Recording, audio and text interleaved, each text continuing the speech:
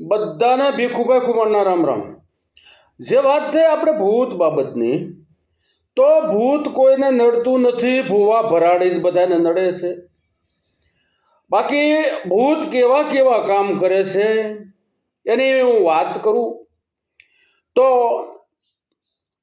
એક સમય છે, એ સમય ઉપર બે લીલના અસવાર, લીલ એટલે કે રોજમાં જે નર હોય એને લીલ કહેવામાં આવે. અને લીલ ઉપર અહવાર, ઘોડા ઉપર નહીં પણ લીલ ઉપર અહવાર બે બહારવટિયા, જેનું નામ જસોજી અને વેસોજી છે. બે કાકા મોટા બાપુના ભાઈઓ છે અને બે લીલ લઈ અને બહારવટું કરે છે.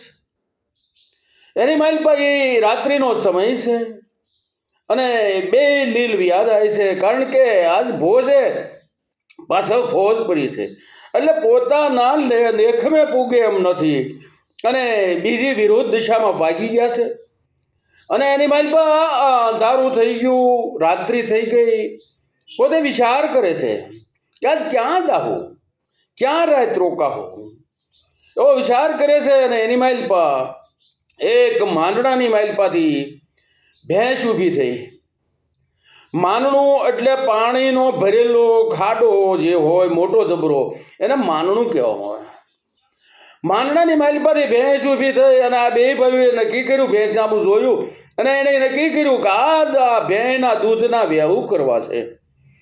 વેવું એટલે કે જે ગામડા ગામની માલપા હવારમાં જમે એને શિરામણ કહેવાય, બપોરે જમે એને સાહુ પીધી કહેવાય અને હાજે જે જમે એને વેવું કર્યા કહેવાય.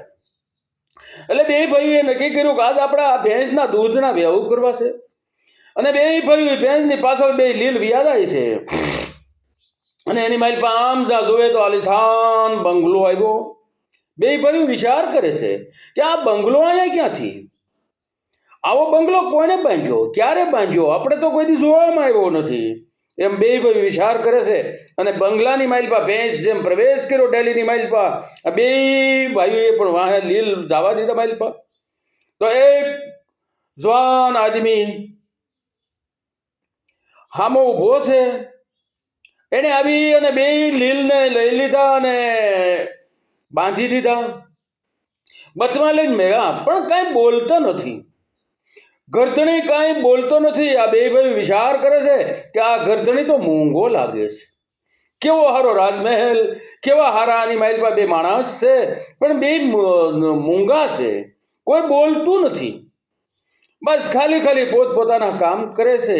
એમ જ જોવે છે. આવડા બે ભાઈઓ એને ઢોલિયા પાથરી દીધા, માલપા માથે ધડકલા નાખી દીધા અને બેસાડ્યા છે, પાણી પીધા, જમવા ટાણું તૈયાર થયું એટલે જમવા બેઠા.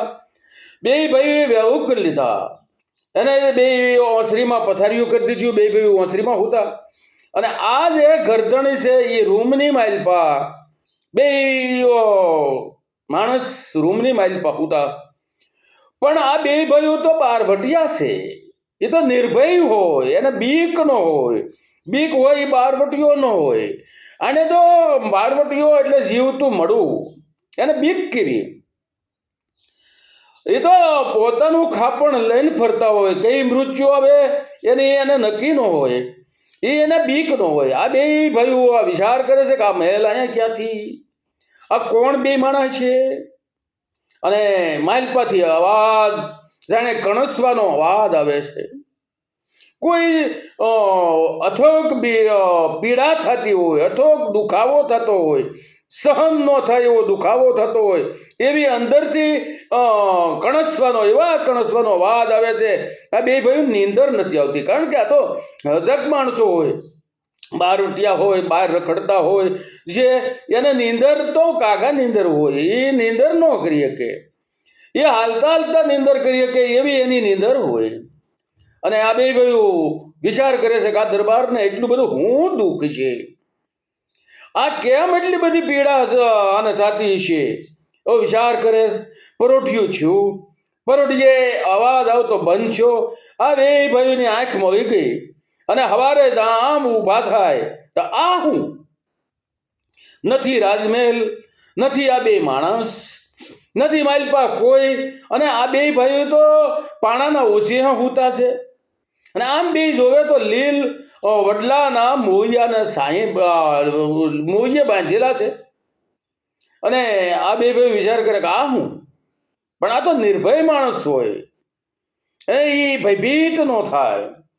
અને બે ભાઈઓએ નક્કી કર્યું કે આ માણસને આપણે અન્ન ખાધું, એને કાંઈક પીડા છે તો એની પીડા મટાડવી એ આપણી ફરજમાં આવે છે, કારણ કે આજ એનું આપણે અન્ન ખાધું, તો કાલ તપાસ કરવી. આવી રીતે વિચાર કરીને બીજે દિવસે જ આવે તો પાછો રાજમહેલ, ઈનો રાજમહેલ, ઈનો ગરધણી અને માલપા ગયા. પાછા એવી જ રીતે જે ક્રિયા બોલતા નથી અને બધી ક્રિયા થઈ જમી અને ઊભા થયા. અને જેમ આ ગરધણી રૂમની માલપા જવા જાય છે તો આ બે ભાઈઓ આડા ફરી ગયા, આડા ઉભા રહી ગયા. કોણ છો તમે? પૂછે છે, કોણ છો તમે અને આખી રાત કેમ કણસો છો? અને ત્યારે એણે જાણે કે કોઈ અથોક પીડા બોલી હકાતું ન હોય, માંડ માંડ જેમ બોલતા હોય એમ અવાજ આવ્યો, એટલો બધો ગંભીર અવાજ આવ્યો. જુવાનો બીહો તો નહીં ને?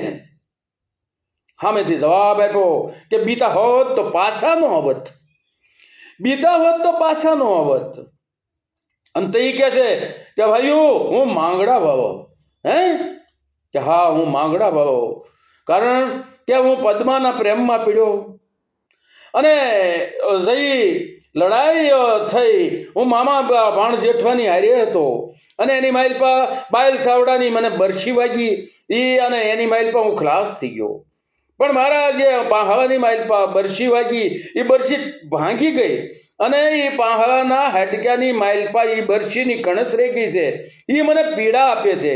અને હું મારો જીવ પદ્મામાં રહી ગયો એટલે હું અસરગતિને ગયો અને અત્યારે હું ભૂત યોનિમાં છું. પણ જો તમારીથી બને, જો તમારીથી થાય તો તમે એ હાડક્યું ગોતી અને એની માલપાથી બરછી કાઢી, બરછીની અણી જે તૂટેલી છે એ કાઢી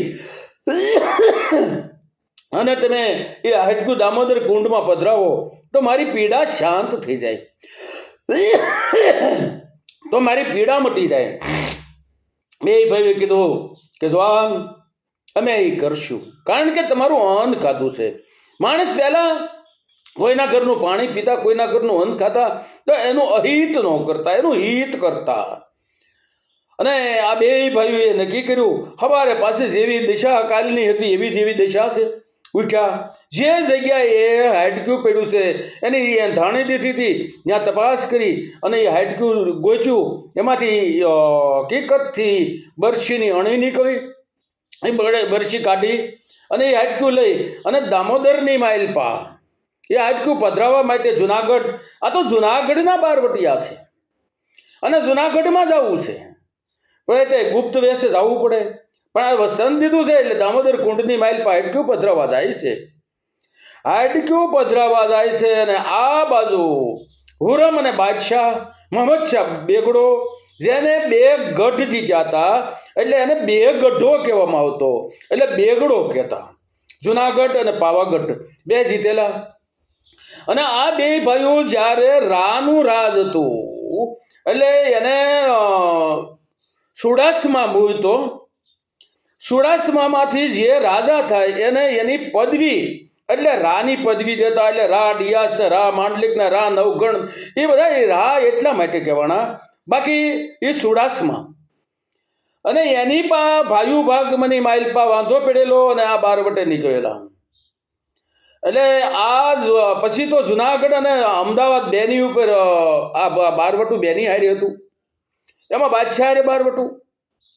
અને એમાં એ બાદશાહ રાત્રે જાગી ગયો અને આ મેઘલી રાત મળી ગઈ છે, અંધરાધાર વરસાદ વરસે છે, વીજળીના કડાકા ભડાકા થાય છે. અને એની માલપા હુરમ અને બાદશાહ બે બેઠા છે અને બાદશાહ હુરમને પૂછે છે કે આવી અંધારી રાતે કોણ રખડતું ભટકતું છે, કોણ આવી રાતે બહાર નીકળતું છે? અને ત્યારે હુરમ કહે છે કે જહાંપના એ તો બીજું કોણ ભટકે, મારા જીભના માનેલા ભાઈ જેસોજી વેસોજી, મારા ભાઈ કે એ અટાણે થોડા ભટકતા હોય, એ તો ક્યાંય ડુંગરાની બખોલની માઇલ પર ઘરી હુઈ ગયા છે, એ થોડા ભટકતા હોય અને એની માઇલ પર મસ્કરી હુજી. બાદશાહે કીધું કે અવાજ કરો, જો અટાણે હાજર થાય તો એના ગામ ગરાસ પાછા આપું, હું એની હારે સમાધાન કરી નાખું. અને હુરમ નિહાહો નાખે છે, યા અલ્લાહ, અટાણે ક્યાંથી મારા ભાઈઓ અહીંયા હોય, નકર સમાધાન થઈ જાય, પણ અટાણે ક્યાંથી હોય, અટાણે ન હોય. પણ બાદશાહ કહે છે કે ના ના ના ના, અવાજ તો કરો. અને અવાજ કરે છે, જસાજીભાઈ, વેદાજીભાઈ, આ અવાજ નાખ્યો અને અહીંયા જે માંગડાવાળા જે ભૂત છે એણે નક્કી કર્યું કે આ તો મારા કામે ગયા છે, અને જો એનું કામ થઈ જતું હોય તો મારે કરી દેવું જોઈએ. એટલે એ ભૂતે બે રૂપ ધારણ કર્યા, જસાજીનું અને વેસાજીનું, અને કીધું રાણીમાં હાજર છીએ, રાણીમાં અમે હાજર છીએ, હાજર છીએ. અવાજ જો, આહા, આવી મેઘલી રાતે, આવી અંધારી રાતે, આવા સંકટ સમયે તમે, હા અમે બાદશાહની શોખી કરીએ છીએ. બાદશાહની શોખી? હા, કારણ કે અમે તમને જીવાન દીધી છે, તમને અમે જેબેન માન્યા છે, અને આ તો અમે અમારી તો મથરાવટી મેલી. જો આવી મધરાતે કોઈ બાદશાહને મારે, એનું કોઈ ખૂન કરે તો નામ અમારા દેવાય. અને એટલે અમે શોખી કરીએ છીએ. કે કાયમ શોખી કરો છો કે ના, આવી કોઈ મેઘલી રાત હોય ત્યારે. અને ત્યારે બાદશાહ કહે છે કે જુવાનીઓ, આવો આપણે સમાધાન કરીએ. કે ના ના ના ના, એમ સમાધાન ન થાય. સમાધાન કરવું હોય તો કોઈ જામીનને કાલ મોકલજો અને પછી વૃષ્ટિ કરશું. અને બાદશાહ સલામ નક્કી કર્યું કે હા, કાલ હું માણસ મોકલે. અને પછી એનું સમાધાન થયું. સમાધાનની માઇલપા જે એના ગામ હતા એ પાછા દીધા. અને જેસાજીએ જે વસાયું એને ઝેહર ગામ નામ આપ્યું. એ ઝેહર બાજુના અત્યારે જે છે એ સરવૈયા કહેવાના, એ સોડાસમામાંથી સરવૈયા. અને વેજલ કોઠો બાંધ્યો એ વેજાજીએ. આ બેન કેમ બે બારવટિયા તો રજપૂત છે, અને આની બેન કેમ એ વાત આગળ ઉપર કરશું. ત્યાં લગી જાય માતાજી.